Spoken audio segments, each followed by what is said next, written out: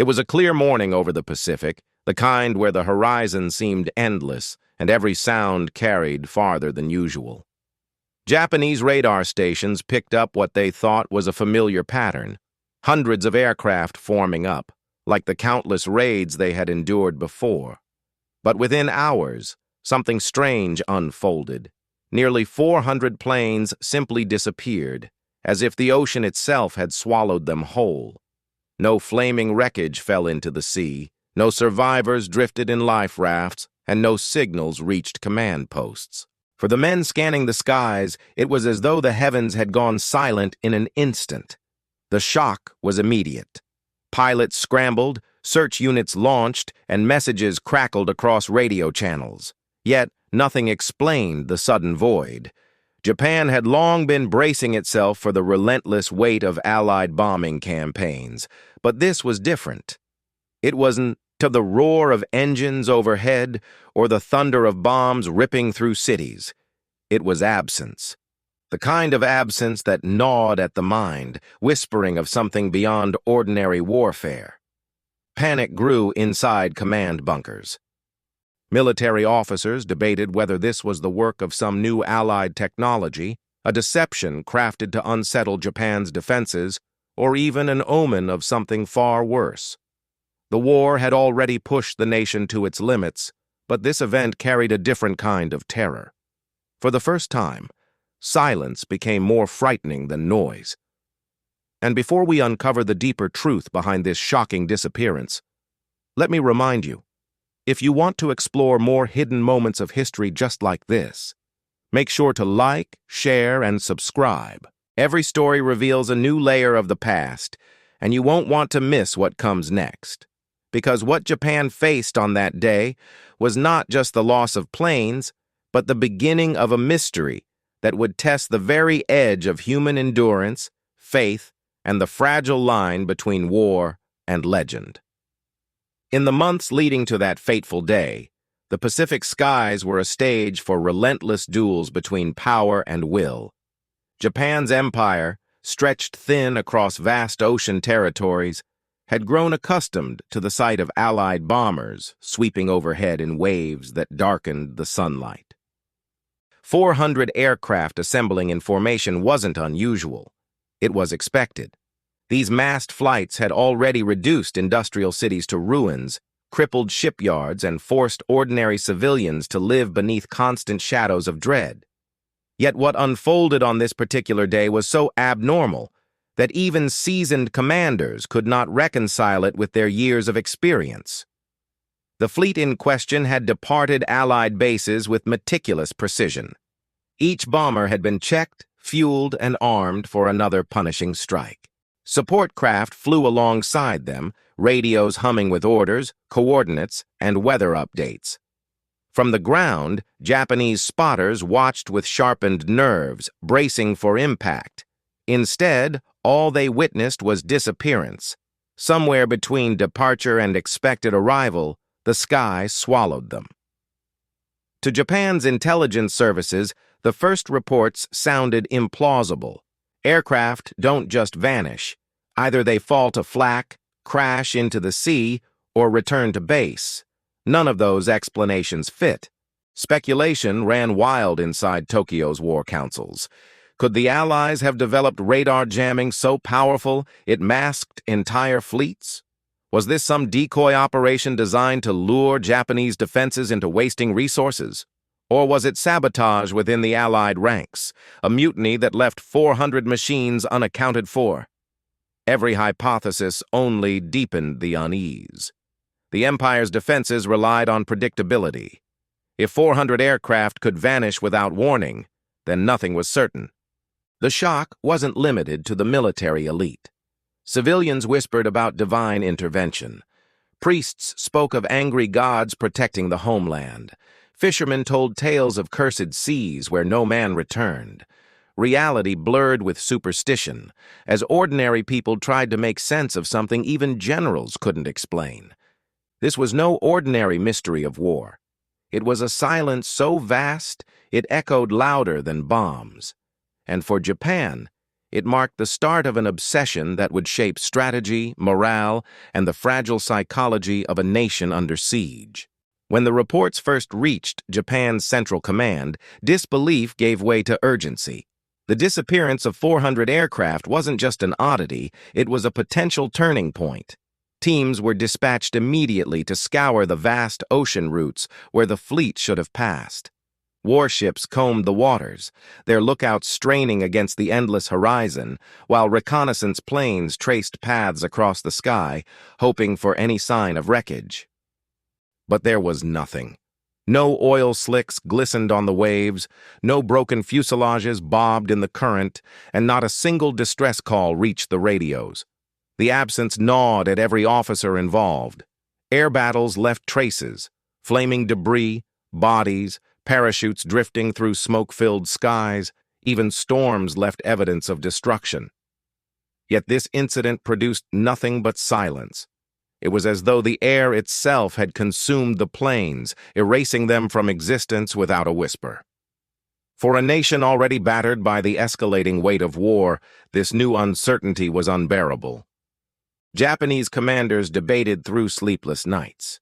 One faction insisted the Allies had concealed their aircraft in some elaborate ruse, waiting to strike when Japan least expected it.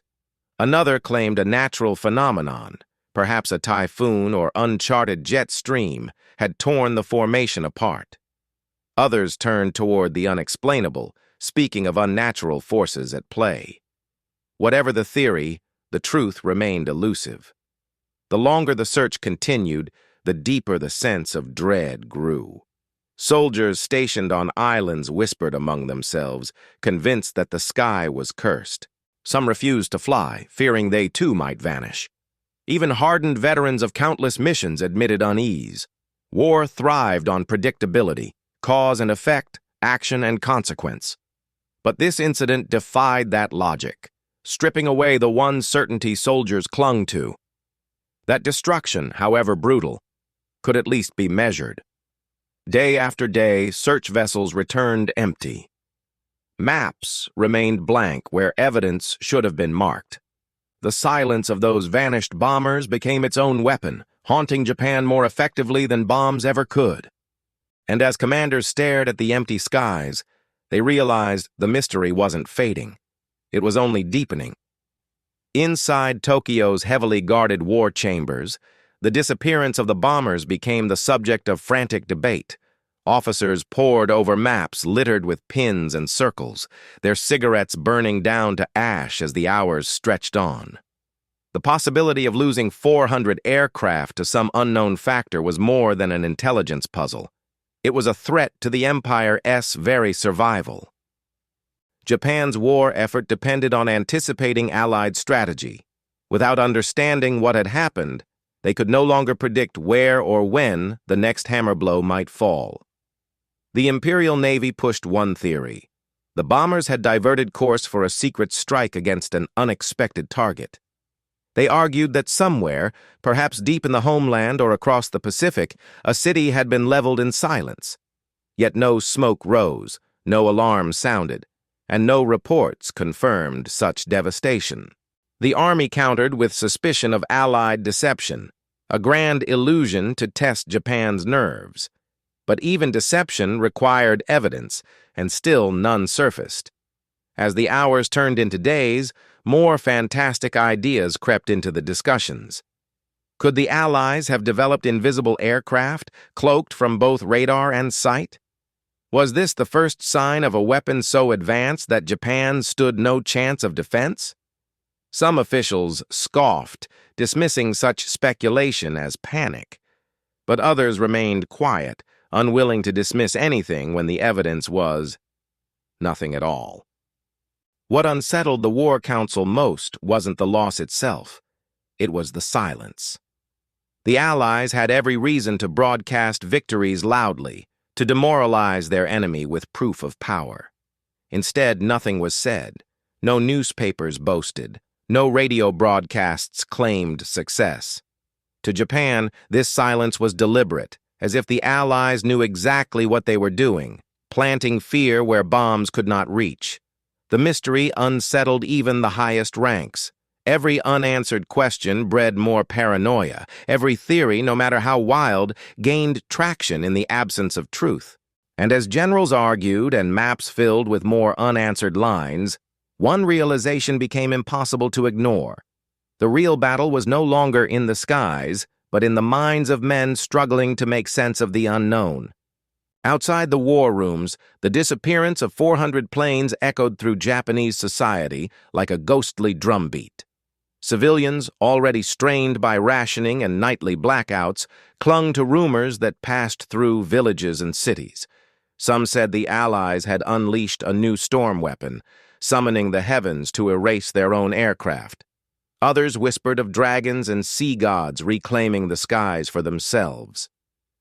In a nation steeped in centuries of myth, the line between folklore and fact blurred easily when fear filled the gaps. For the men in uniform, the silence carried a different weight.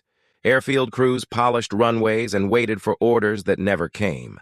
Pilots sat grounded, staring at empty skies, their confidence eroding with every unexplainable day. "If 400 planes can vanish," one lieutenant reportedly murmured, "then so can we."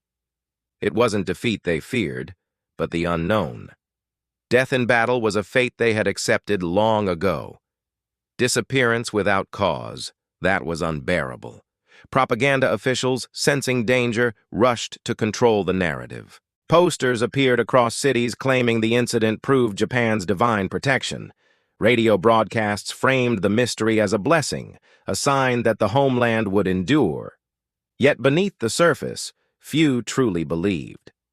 The mystery spread faster than slogans could contain, carried in hushed conversations and wary glances at the empty heavens. In the absence of clarity, Japan's war effort grew unstable.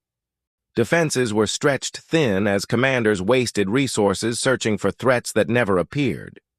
Morale wavered not from bombs, but from silence. The Allies hadn't needed to fire a shot. The uncertainty itself was enough to fracture Japan's resolve.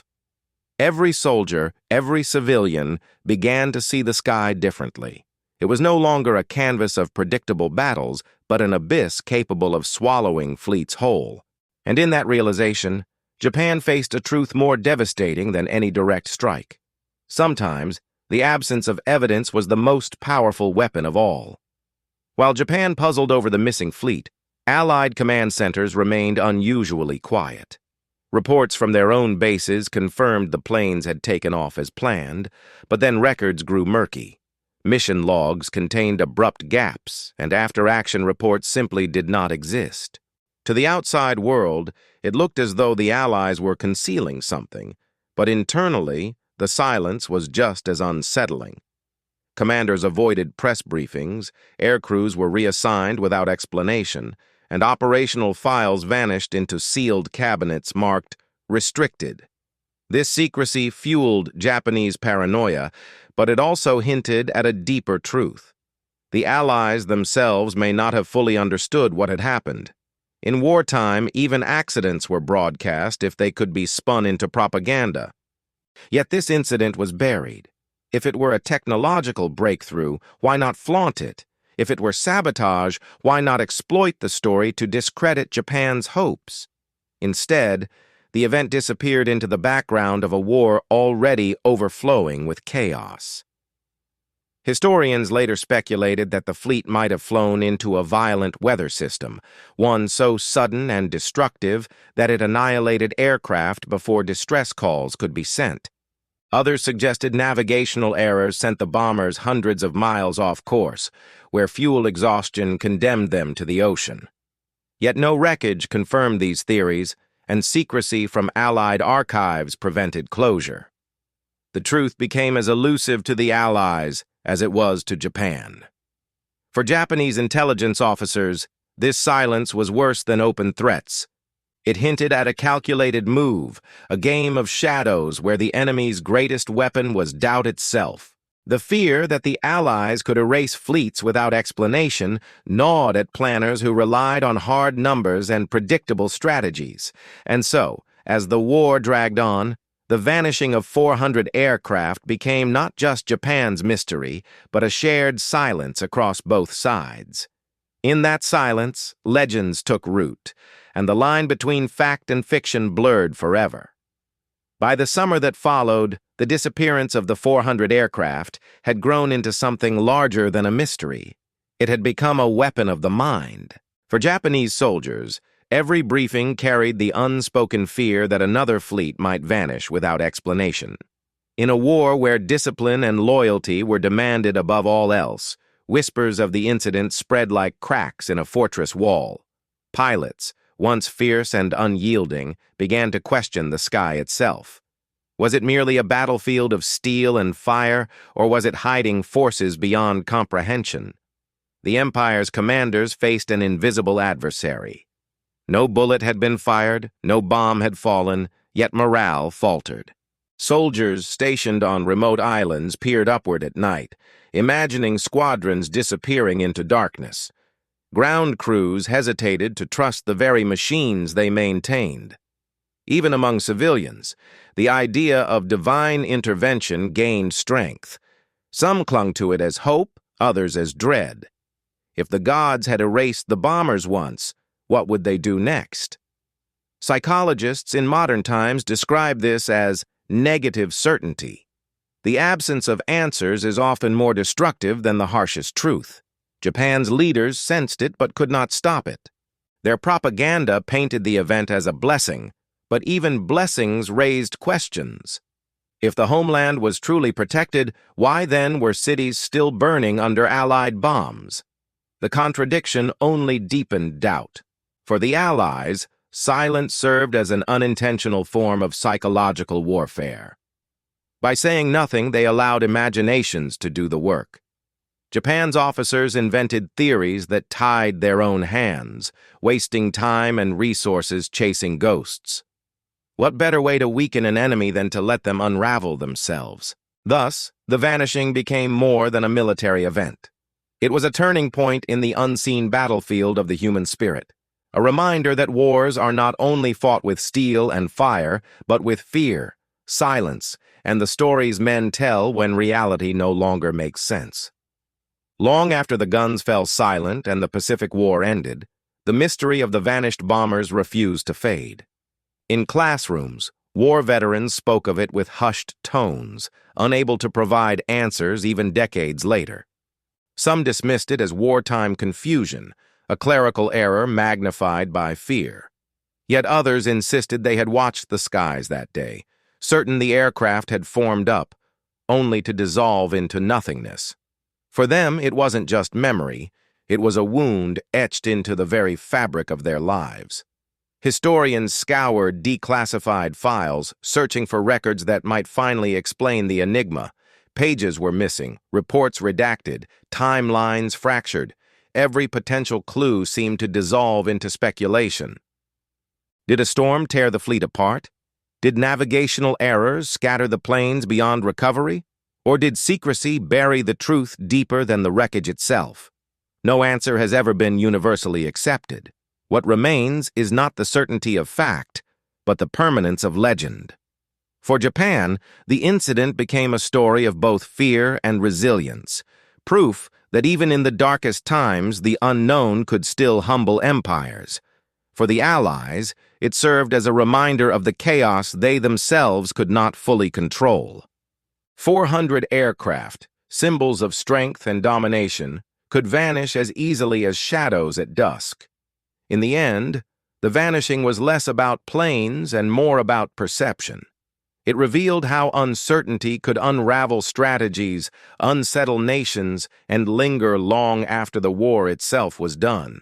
Even today, aviation enthusiasts, military historians, and ordinary dreamers return to the tale, wondering how an entire fleet could disappear without a trace. And perhaps that is the true legacy. Not the destruction of machines, but the creation of a question that refuses to be answered. A reminder that history is not always neat, nor complete, that some stories remain suspended in time, haunting the horizon like contrails fading into endless sky. The day Japan looked up and saw 400 planes vanish remains a testament not to what was lost, but to the mysteries that war leaves behind.